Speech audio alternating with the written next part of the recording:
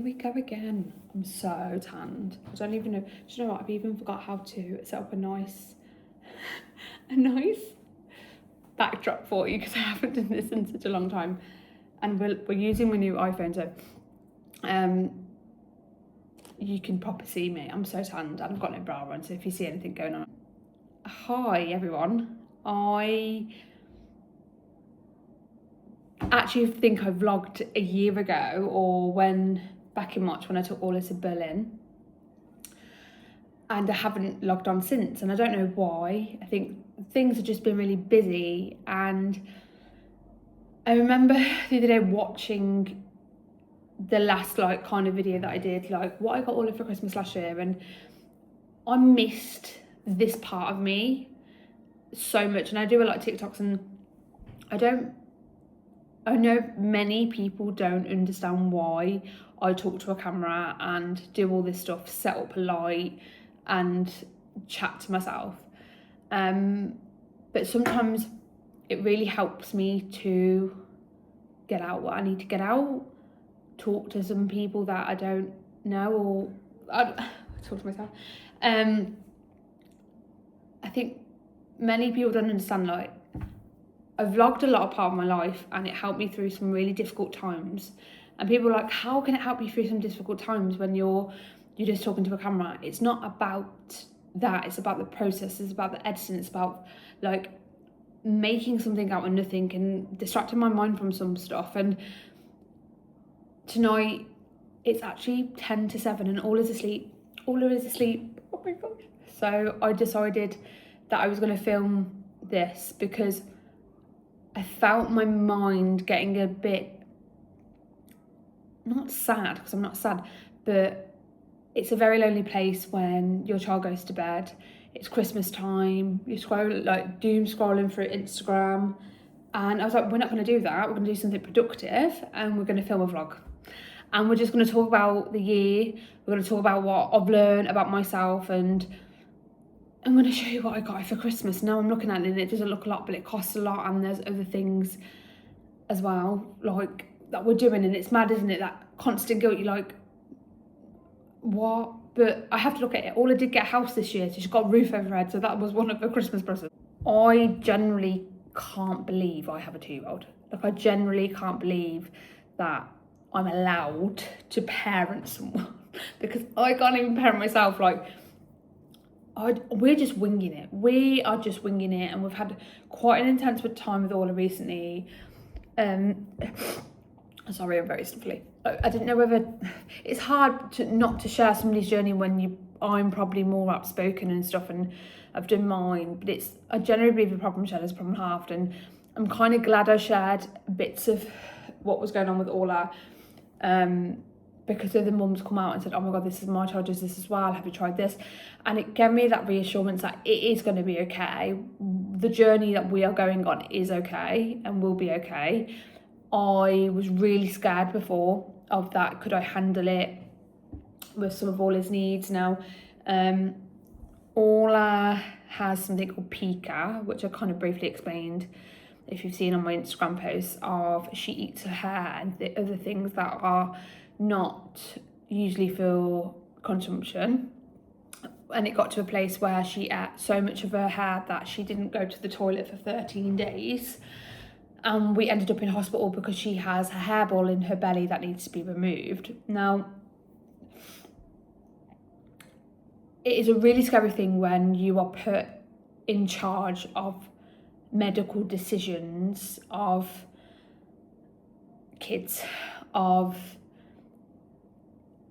when they were asking me should we do this, and I'm like, okay, I'm still in the mode somebody makes decisions for me, I'm not the mum, and then I am, and it's whether it's the right decision or the wrong decision. But also the fact is that the pica itself is not it turns into a medical issue, but it's a behavioural issue for some autism needs that Orla has, and it's looking that it will be diagnosed in the next coming year. But I just wanted to say to all the Sen moms, dads, I have never known patience like it. I some days cry because I don't understand what's going on and why she's feeling the way she's feeling, and would I be enough for her, and trying to get in her brain. But I generally believe it's going to be okay. We have a fantastic team behind us. I have a fantastic nursery, and my mum and dad are fucking amazing and are coming with me to every appointment. And yeah, I'm struggling with it. And it's all the like, I don't even know what it is, an EHCP or a referral, I don't know, like masking is. I have not got a clue, but I'm learning, and I'm really open-minded to how I parent now, and I think is now completely different to what I was doing. But yeah, I can't believe that she's 2 and she's going to be 3, and you know, this time 2 years ago she was in my belly, and madness. So I kind of brought presents for Orla this year because of kind of what's been going on, that I didn't know it was not a something, but I didn't know it was a sensory thing, and I didn't know it was, what was it? I don't know. I think I was generically buying what a typical 1-year-old likes, and I was like, no, I need to cater to her needs. So we'll go on the first bit. So I brought her, so Orla's really into counting. She's really into like basic stuff, like basic blocks, basic like number games. So, and she's really into putting things one by one into something. So I brought her this thing. Is that her? I think I'm being a bit loud. I've got the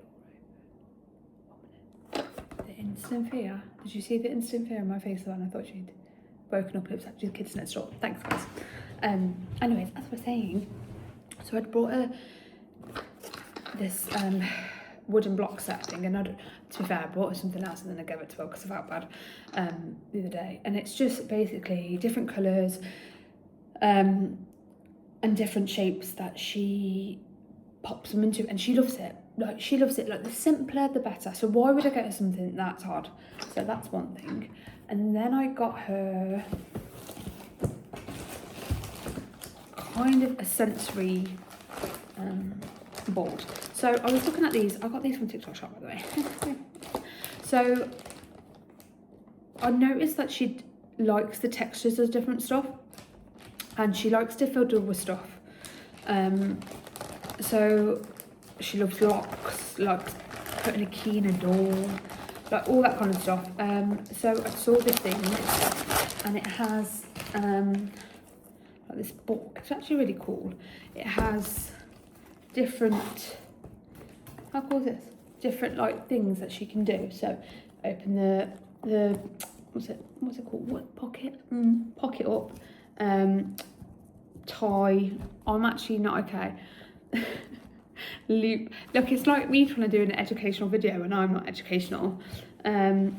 Different animals, different weathers. Oh, I didn't know any of them. Stickers, I have to watch them with her because she will eat them. Different colours. But this looks cool, doesn't it? Hands and stuff. And then she can do that. And I think that was a really cute gift, like, for her. I think that I'd actually play on this. Because I struggled with all of this year for Christmas as well. Okay, so that was that one. Like, I'm making sure I'm saying that. I'm showing you all.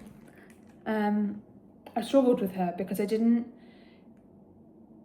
there's this ongoing thing where I was comparing myself to, like, people taking their kids to Santa in Lapland, UK, or going to Winter Wonderland farms, or, you know, all this kind of stuff. And I had to realise that I'm actually one parent family and I can't afford it.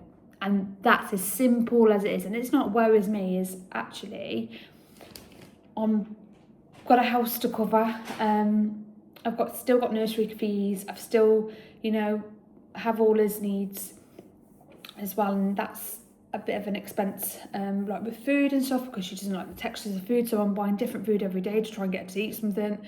Her clothes, sometimes she doesn't like the texture and the feel of her clothes, so we're in and out of clothes all the time. And just things like that. And I think, why am I comparing myself to people usually in a 2-parent family that have 2 wages coming in? And it's just me, and it was just me, like me giving her Christmas presents. So I'm very aware that it probably doesn't seem a lot, but there are other things as well. Like, I bought her a tough tray that I can't obviously lift up. I bought her a tunnel thing for her room because I saw in nursery that she really liked going through the tunnel, and I bought her a tunnel. And then I'm taking her to Budapest in April, and even though that's not a Christmas present, I'm taking her away, and now she's 2 at cost. So when people thought, how are you doing all that, like going away, taking to Berlin, Barcelona? Yeah, because before they're 2, they don't cost. So this time she does, so it's a bit more pricey. Okay, and then I bought her, because she's obsessed, like all of us obsessed with Mr. Tumble, so I bought her a Mr. Tumble learning pad. And then I bought her Mr. Tumble's pyjamas. And if you haven't seen that, me and Ola do very good videos of us singing and dancing. I bought her a mic because I really want her to be on stage. Of course I do. I'm a dance mom. I brought her some shoes. Cute. And then I bought this massive doll, baby doll set with every bloody attachment going. And then I have to go tomorrow and get her a helmet because my mum and dad have bought her a pedal bike or pedal scooter. She's not really good on her feet, like she's just walking. But yeah, like it's such a mad thing to realise that I've actually been doing this 2 whole years. 2 whole years, nearly 3. I have learnt a lot about myself this year, I think. There are so many things in my life that I wish I could redo, but then I look at it and think, if I didn't do the things I did, I don't think I'd be here today. I don't think I'd have this mindset. I think what I've learned this year is that not every action needs a reaction.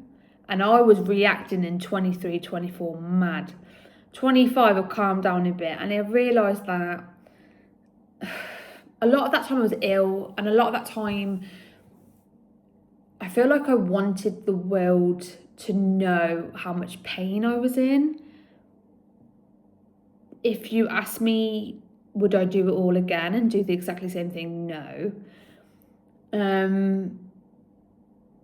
I felt like I wanted to know I was a single mother, and I was like, there's so many single mothers that do it on their own. Like, you don't need to put it out there so much. I kind of cringe at some of the things that I've done, but also like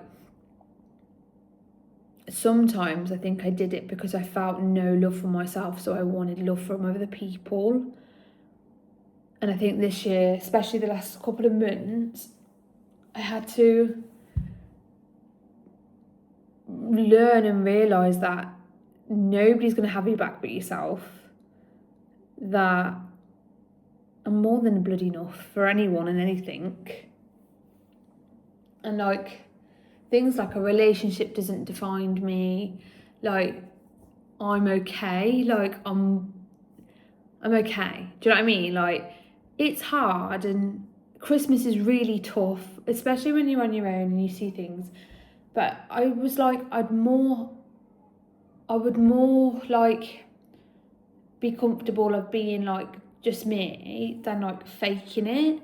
Do you know what I mean? Like I've seen so many relationships be put out there, or I don't know, like, and like behind closed doors, like I know that's not what it's like, and just because it's Christmas, it's heightened. Because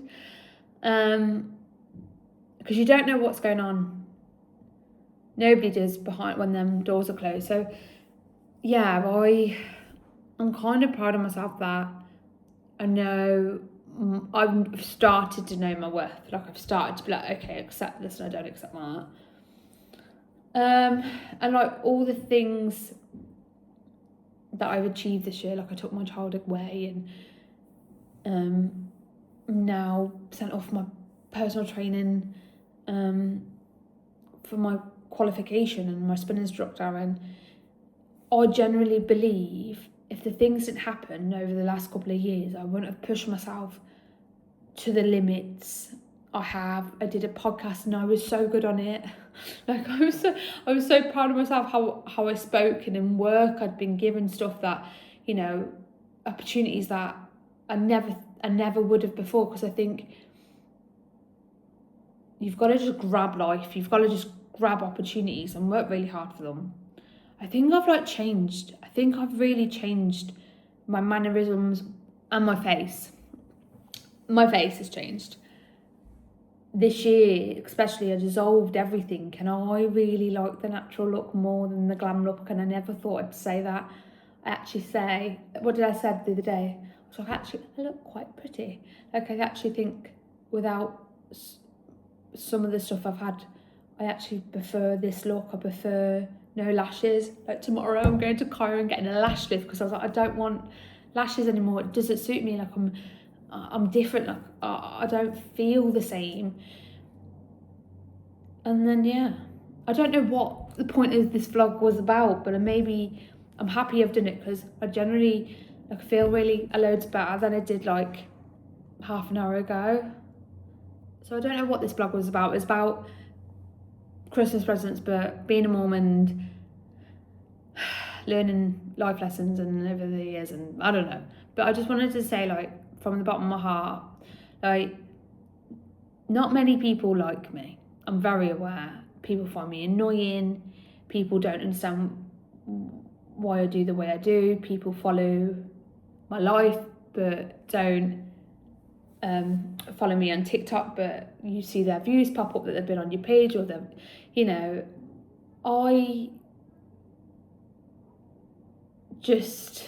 I'm different, and there was nothing wrong with being different, and I've had to learn to accept that. You know, I'm not always someone's cup of tea, and that's okay. You just have to try another tea, I guess. I don't know. But thank you so much for people that have supported me, because it just makes me feel loved. And sometimes when you can't love yourself all the time, it's nice to have others that do. So Merry Christmas, and I hope you guys have a happy New Year. That went really wrong, but I'm not going to do it again. Bye.